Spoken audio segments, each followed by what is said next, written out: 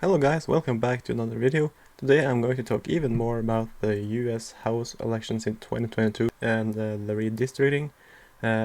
If you don't remember, which you probably don't, my first 2020 House election, which I did in May 2020, a year ago almost, I got it at 215 for the Republicans and 220 for the Democrats.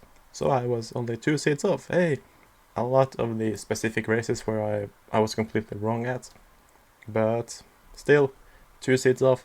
Anyway, I'm going to talk more about that today and redistricting, most specifically where the Democrats are going to gerrymander to get more districts. But if you haven't already done it, please subscribe, please continue to watch and like my videos. I'm quite happy with the increasing number of subscribers to the channel, absolutely. So keep the good work, and I will also keep up the good work and make videos. So I have decided to look a bit more on the Democratic-controlled states. New York, first of all. So currently this is my New York map, because I do believe that the Democrats, which have almost full control in New York, I believe that the Democrats are going to do a lot to take out Elise Stefanik, so I have her district gerrymandered to the tilt blue, lean blue section.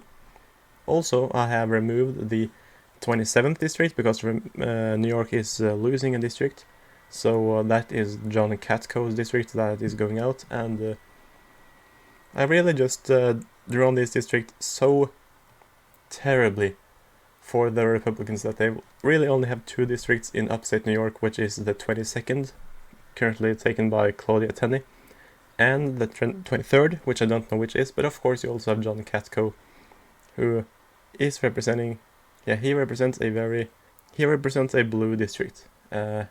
Obama, Clinton, Biden district, but still he is a Republican and has been managing to win there. So the bottom line is, Democrats are going to do a lot to harm upstate New York Republicans, but it might backfire and be a gerrymander. You never know, Republicans might actually get a shot to win, even the 20th district in a red wave area if there is very low Democratic turnouts. And also, in New York City, the big difference here is Staten Island. I believe that they will draw the 11th district so poorly that they will remove some Republican areas and add some Democratic and make it tilt blue as well. I haven't really done anything up here. I've done something, but I do believe that they will stay about the same, because Republicans cannot be completely defeated here unless you make a maze of districts stretching out from Brooklyn up to Queens and Long Island. So, going to the next state. How about the state of Nevada? In Nevada, the Democrats could do something even worse. They could stretch the 4th district all the way up to Reno, but I figure out they might not, because they actually don't need to do that in order to keep 3 of the districts here in their hands. I have shored up, well, not just the 4th, but the 3rd I've made much more democratic by adding some portions of Las Vegas Center. And of course the 1st district is completely blue no matter what. The 2nd district is very, very red, and it is also much bigger now because of the population trends. It was really the suburbs of Vegas that had grown, so the center of Vegas, the 1st and the 2nd district, which is rural, both had decreased in population compared to the 2 others that are more suburban. And because of that, I had to balance it, and now they all have approximately the same population, and one is safe Democratic, 2 is safe Democratic, and 1 is likely Democratic here. 1 is safe Republican. Going to the next state, I think it's time we go to the state of Minnesota. Minnesota is not completely controlled by the Democrats. There is a Republican state Senate. I don't know how much power they have. Probably not that much.